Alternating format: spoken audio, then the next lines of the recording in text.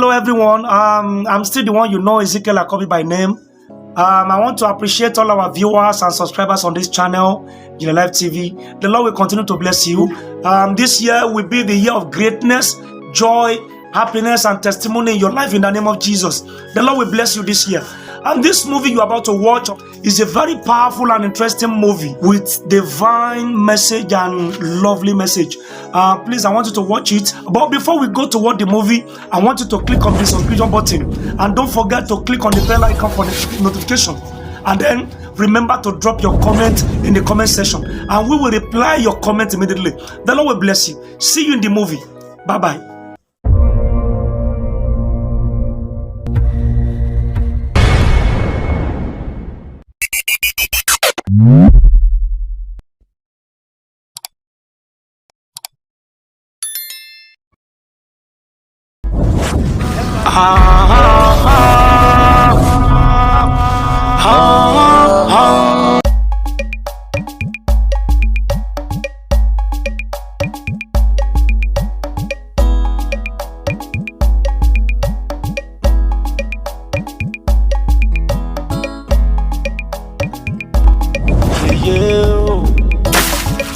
Olúwẹ̀rí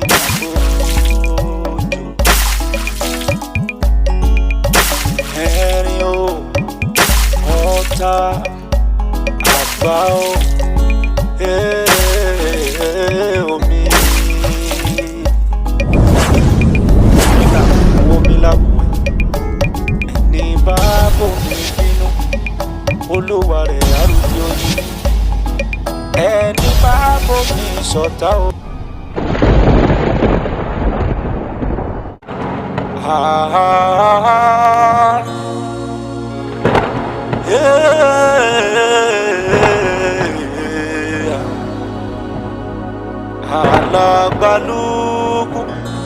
Alagbalugu omi, alagbalugu omi, yeye mi, yeye omo yemeja, ẹja ńlá tí ṣomi lálò lálò, tí ṣodò táyé táyé, omi ṣánilé, ilé rẹ̀ ò yemeja. Yeye o, yeye omi, yeye o, yeye omi, yeye o, ládé kojú alágbòlódò, yeye o, yeye ọmọ, yeye o, yeye omi, yeye o, yeye ńlá, yeye o, yeye ẹja, olókun, olúodò, aláṣẹ odò, yeye omi, omi o. Ọ̀tá àgbà o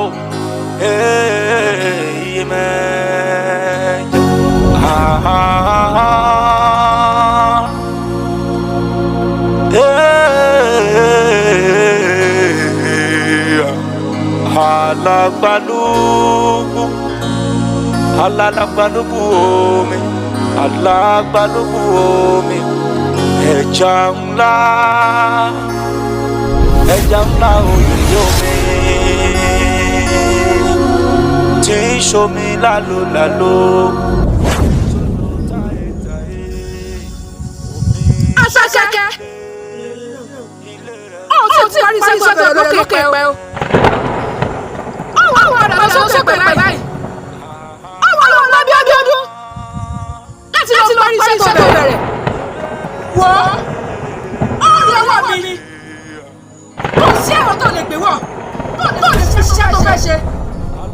Kọ́ ọ̀rọ̀ báyà báyìí, kọ́ lọ rí iṣẹ́ náà. Lọ.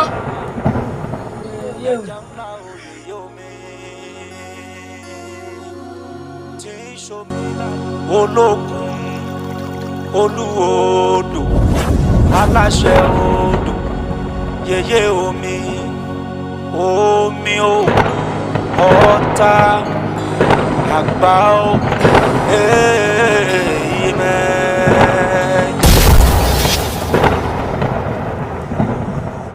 kò sí wàhálà everything máa wà okay no later now kò sí wàhálà later wá Ìkan tó ní o fẹ́ bá mi sọ òun ló yẹ kí n padà ń sin náà o sọ́mọ́ náà. Ifá mo ti gbàgbé o.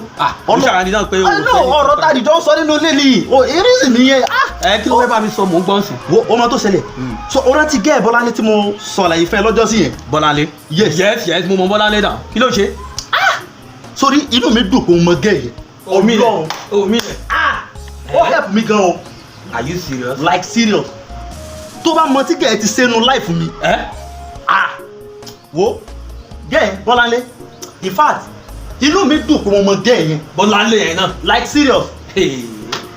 Ọ̀rọ̀ tí mo sọ fẹ́ pé ok mo rò bí mo sọ fẹ́ lórí fóònù pé ó help mi lọ́rọ̀ madam kan tó jẹ́ kí n máa supply ọjà ó bá ọmọ yẹn sọ̀rọ̀. Ó tẹ sọ fún mi pé o máa sọ nǹkan fún mi pé tí bá ti dọ́dọ̀ ẹ̀ that is why mo fi rántí mo fi para náà. Ó bá gẹ̀ yẹn sọ̀rọ̀ ní ó bá ọmọ yẹn sọ̀rọ̀ pé kí ọmọ yẹn kó jẹ́ kí máa ráyè supply ọjà o. Are you sure? Look at me gan sef wàá mọ̀ pé mo ti ń yàtọ̀ lẹ́jọ́ mẹ́ta yìí. That's wonderful. Ìfà tó bá mọ iye shop tí mò ń supply every day ìwọ gan wà o wà ló tèmi ọ̀rẹ́ ṣe bá àtijọ́ wà nínú àwọn. Jẹ́ ká sọ reality o Ọlọ́run ṣiṣẹ́ ìyanu gan o. Kò yé mi mọ́. Bọ́láńlé yẹn náà. Olóore mi gidi. Are you serious? Mi regret pé mo mọ yẹn o mi ò regret láyé pé mo mọ yẹn. Bọ́láńlé náà. Wàláhì wo sórí that girl ọmọ téèyàn gbọ́dọ̀ gbàdúrà pé kò ń bá pàdé ni. Like serious. Ọ̀gá o. Mo dẹ̀ ti ní lọ́kàn gan pé willingly mi pé mo gbọ́dọ̀ ràn ọmọ yẹn gan lọ́wọ́. Omi pé o gbọ́dọ̀ ràn Bọ́láńlé yẹn lọ́wọ́. Because ẹni tó bá help èèyàn dandan ní kéèyàn help ẹ̀ ní. True èmi náà ọ̀rẹ́ nǹkan ṣé mi ò kì í ṣe èmi náà kì í try lọ́wọ́. Òun gbìyànjú tó ló máa sọ pé kí n máa gbàdúrà. Iṣẹ́ àdúrà yẹn náà ló ń ṣẹlẹ̀ sí náà.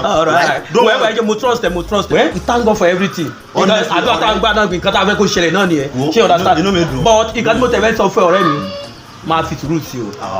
Ṣùgbọ́n máa fi sùúrù sí o because ibi tó wà yìí sí báyìí má lọ fọ́nbù ó máa dùn mí gan. Fọ́nbù kẹ̀. Nǹkan tí mo tẹ̀lé kí n sọ. Tí o bá fọ́nbù gan yẹ kí ọgbọ́n mú ẹgbà kó lù mí. Like serious. Bí ọdún. Honestly má wọlé. No problem. Ṣé ẹ bá yà later. Well, at least I still try. You like I used 3 hours. But you didn't spend much time with me. What did I not like that? I did not try. I didn't even spend much time with me. Kenny, I did not spend much time with you. I used more than 2 hours. I'll be 3 hours gone with you. Hey. Why is there something to do? I want to wash clothes. Badly. Hey.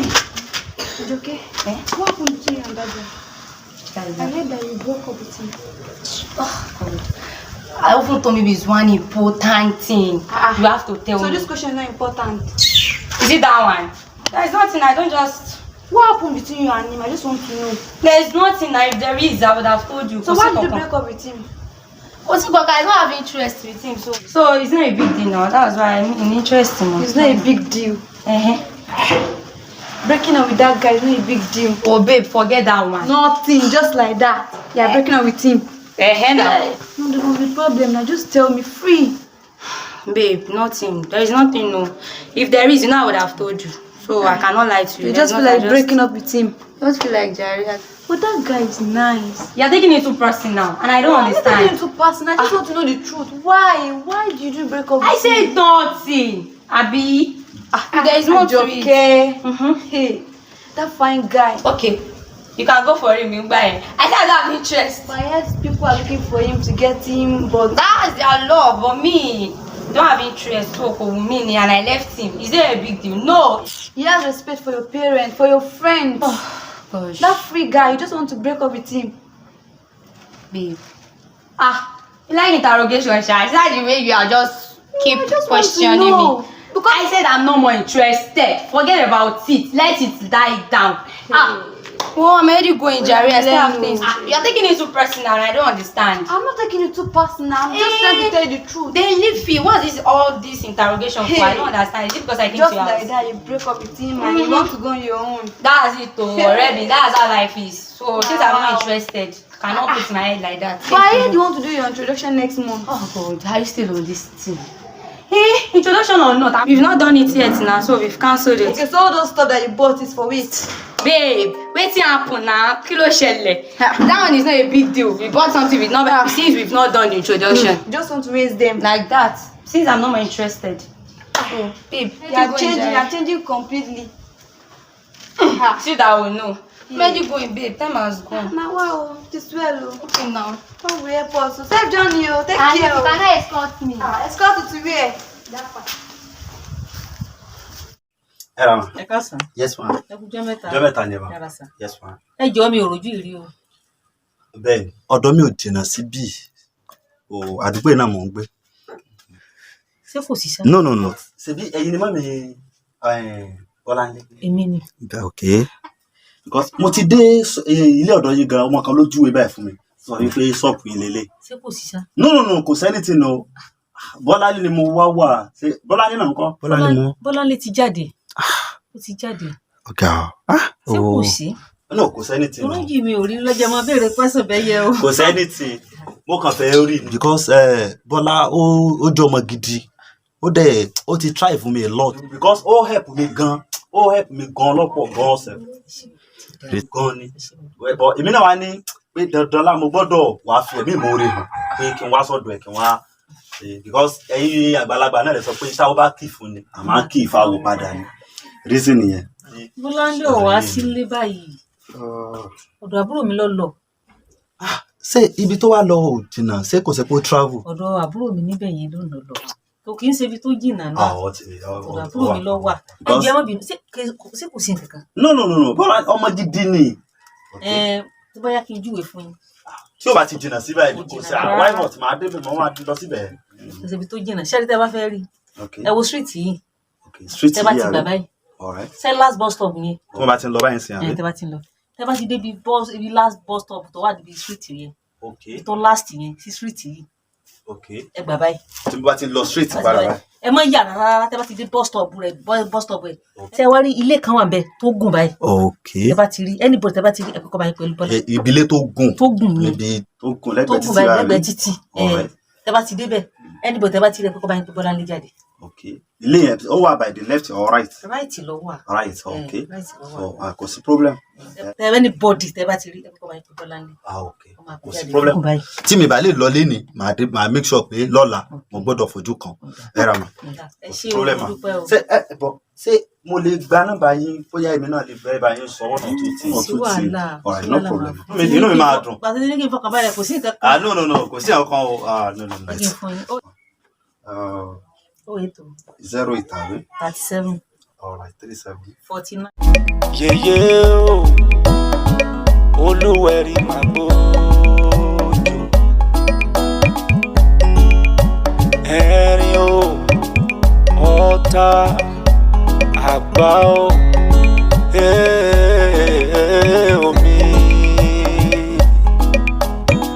omi làbò mú omi làbò ẹ̀.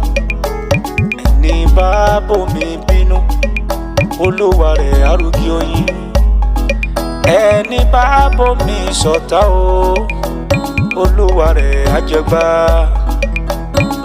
Ẹja ńlá tí ṣomi ò lálò tí sódò táyétáyé. Omi sánilé ilé rẹ̀ ó iye mẹ́ja. Mo ló yọ lókèrè ọmọ omi, ó yọ lókèrè ọmọ ẹja. Ńlẹ́ Olúwẹ̀rí máa gbójú, ńlẹ́ Olúwẹ̀rí yèyé ẹja. Ládé kojú o, ẹbọra ńlá tí ń gbénú mi pàṣẹ. Alágbolódò yèyé o yèyé ńlá, yèyé o òyì mẹ́ja. Ẹja ńlá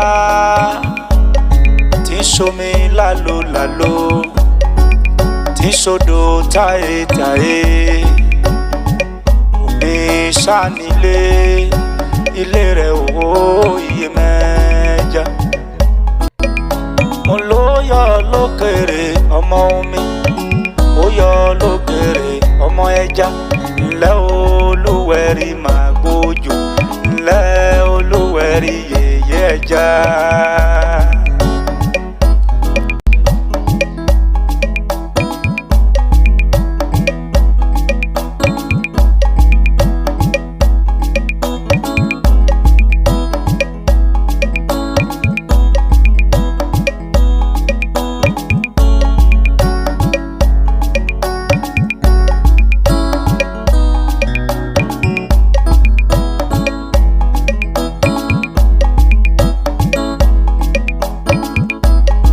ládékojú o ẹbọra ńlá tí ń gbénú mi pàṣẹ alágbolódò yèyé o yèyé ńlá yèyé o òyì mẹ́ja ẹja ńlá. Hello. Aláyé mo ti wà ń bí báyìí látàárọ̀ ibi tí ẹ ti náà máa pàdé yẹn mo ti wà ń bẹ̀ ẹ wo ìjáfara lè wo ẹ ti yé ìjáfara lè wo kíákíá mo ti oh my god mo ti ń pe nọ́mbà yín látàárọ̀ ẹ̀ pí kọ́ wáyé tẹ̀mí ṣe báyìí iṣẹ́ yìí ti wà ń bí báyìí náà ibi tí mo dẹ̀ wá yìí mi ò ní fẹ́ kọ́ ká lọ fún náà tọ́ka bá dé ti fún ẹ mọ̀ pé ọṣẹ́ máa yẹ́yìn náà lára ó ti wà ń bí mo ti gbé ó wà ń bí báyìí mo ti gbé ó wà ń bí báyìí bí kíní ó ti wà ń bí náà and again kí n má parọ́ fún yín o ìgbà tí ọkọ ìyàwó yẹn tó ń bá mi argue èmi ti mú kó lọ́nà ó ti ń bá mi argue jù mo ti mú kó lọ́nà ó ti yé ẹ fi yẹn lẹ̀ bẹ́ẹ̀ kí yẹn dúró bẹ́ẹ̀ àná ń bá mi argue mo ti ẹ wo ibi tí mo wà yìí gangan ló yẹ kẹ́yìn máa tẹ̀ lé mi ò lè máa dún mi báyìí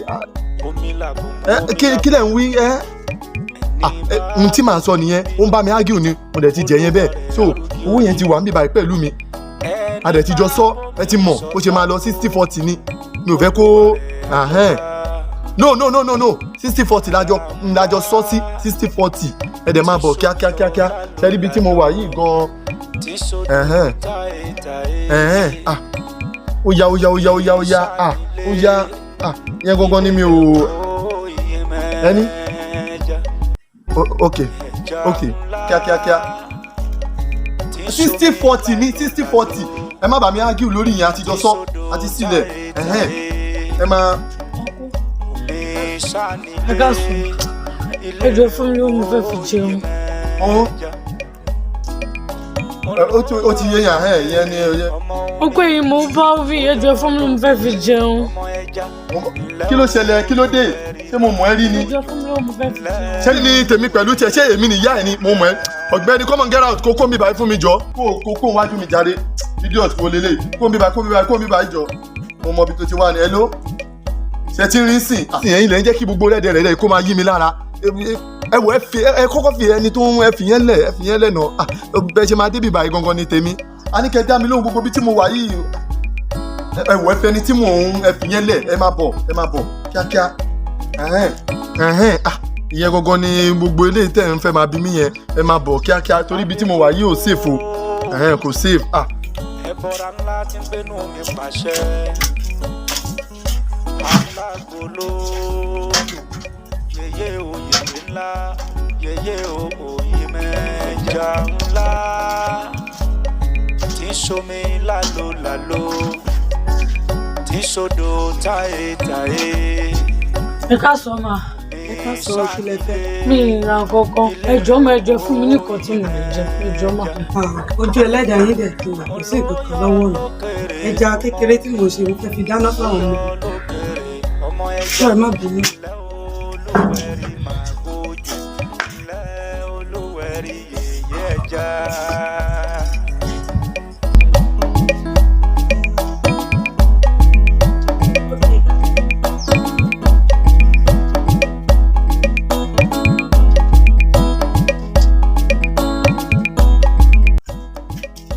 aláṣejù ni mo ti sọ fún yín pé kò sí kankan lọ́wọ́ mi nù kí ló wá dé tẹ́ wá fi gbé ẹja ṣé kí n gbọ́rọ̀ ni ẹ má lọ jàre ṣé mi mo kó bá yín ni.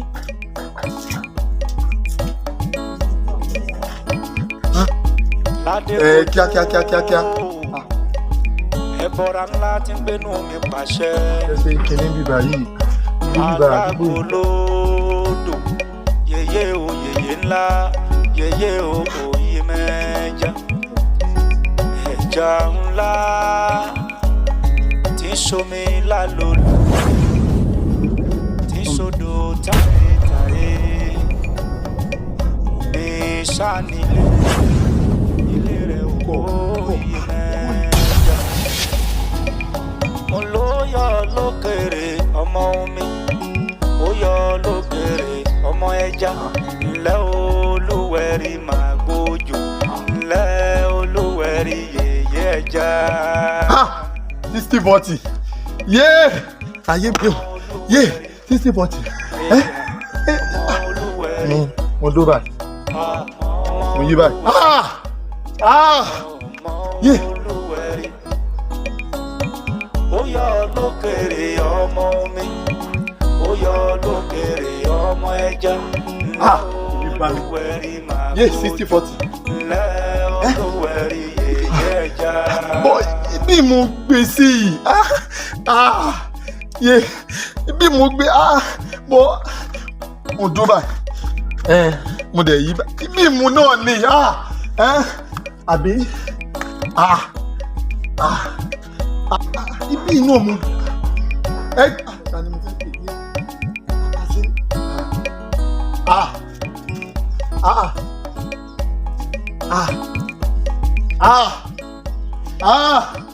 yé nípa mi níbi ẹ̀bọ̀ra ńlá tí ń gbénú mi pàṣẹ. Alágbòlódò yèyé o yèyé ńlá yèyé o òyì mẹ́ja. Ẹja ńlá tí ń ṣomi lálóláló tí ń ṣodò táyétáyé. Omi ṣánilé ilé rẹ̀ òyì mẹ́ja. Kí lẹ fẹ́? Sọ fún mi pé kò sí kankan lọ́wọ́ mi. Kí lẹ tún wá ṣe ń bí? Kí ni kí n fi ṣe? Ẹ gbà. Kí ni kí n fi ṣe?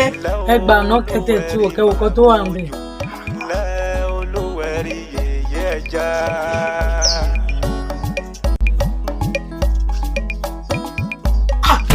Owó rẹ̀ kí ni kí n fi ṣe?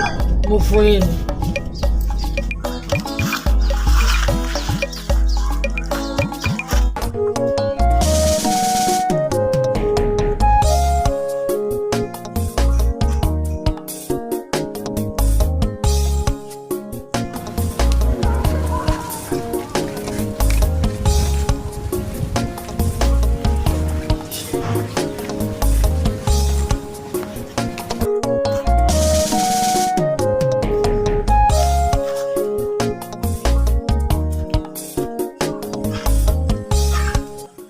How are you?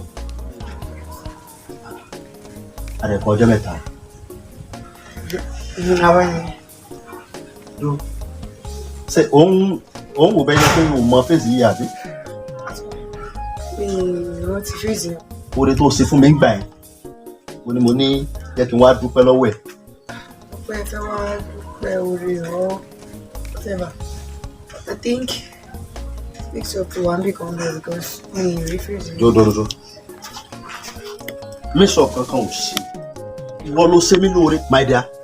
Sorry, tó bá rí woman tí tó bá mi bá sọ̀rọ̀ yẹn tí mo bá sọ fún ẹ pé iye contract tí mo ti rí látọ̀dọ̀ woman yẹn kò lóǹkà.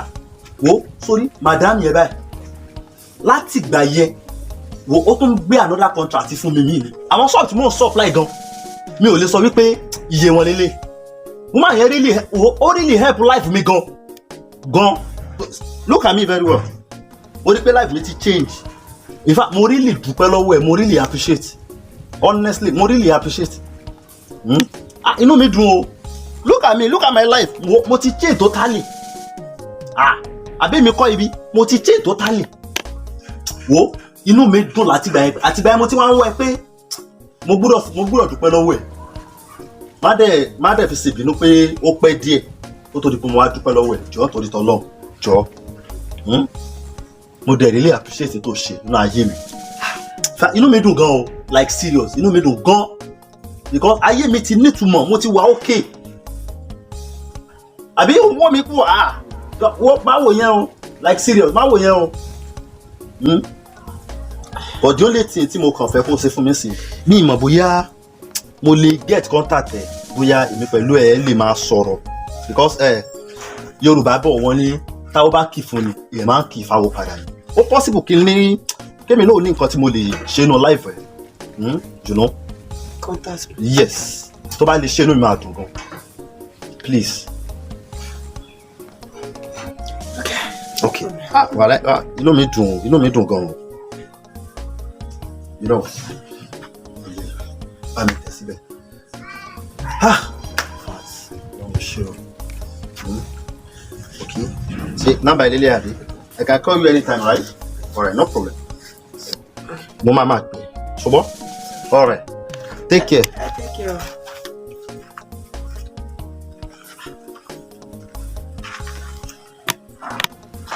Níbo ni mo ti mọ̀?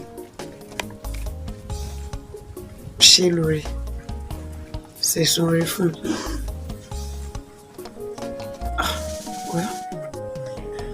Well, tó bá ṣe wọ́n kó jẹ́, wọ́n á kọ́ mi lọ́ṣẹ́.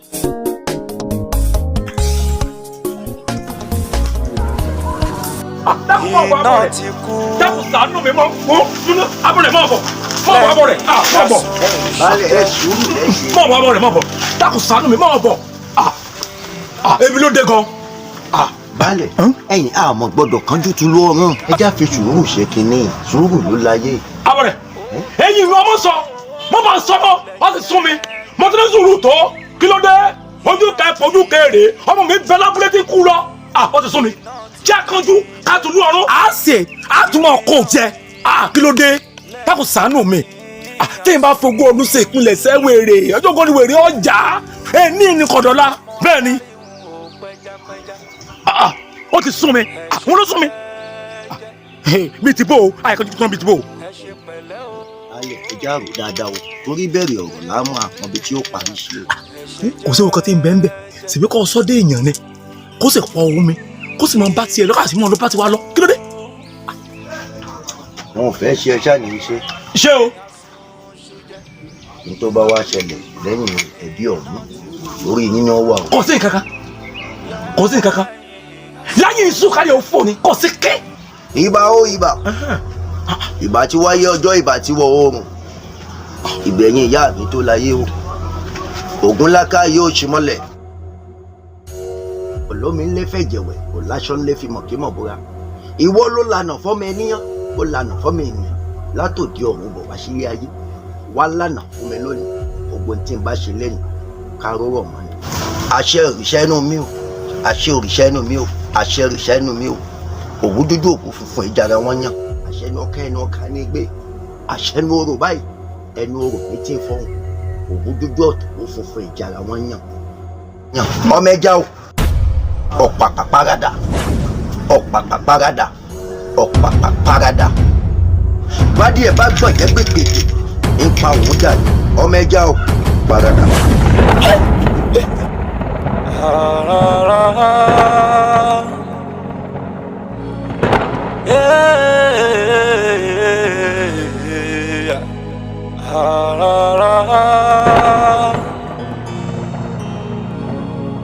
Alagbalúgbú omi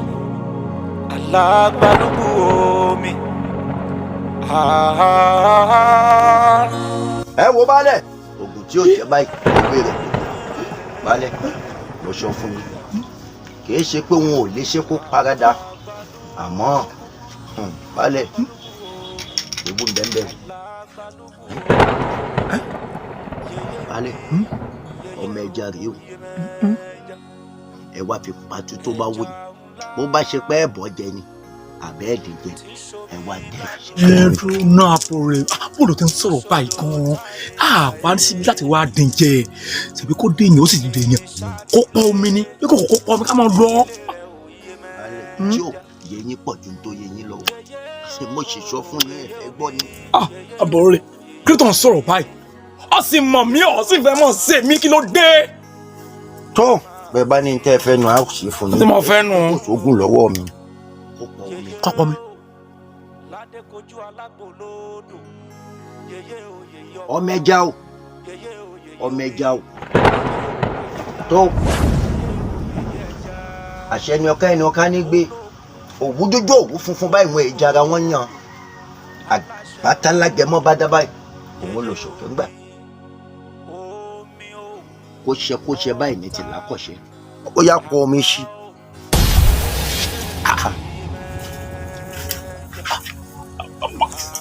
abọ́ rẹ̀ kò pọ̀ mi.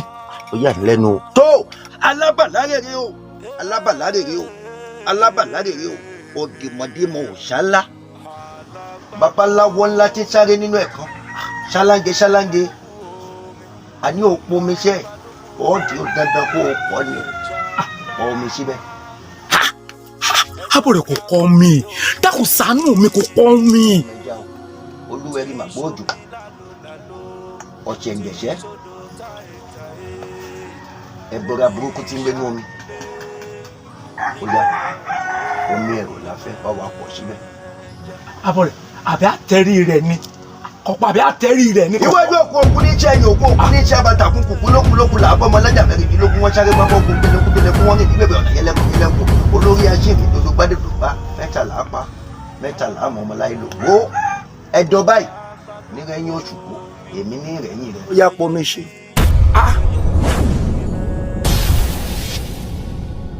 Thank you so much for viewing this wonderful video. The Lord will bless you. Please, we beg you to continue watching IJINLE Life TV. Remember to click the subscribe button. The Lord will bless you. And then give every video you watch on this channel a thumbs up.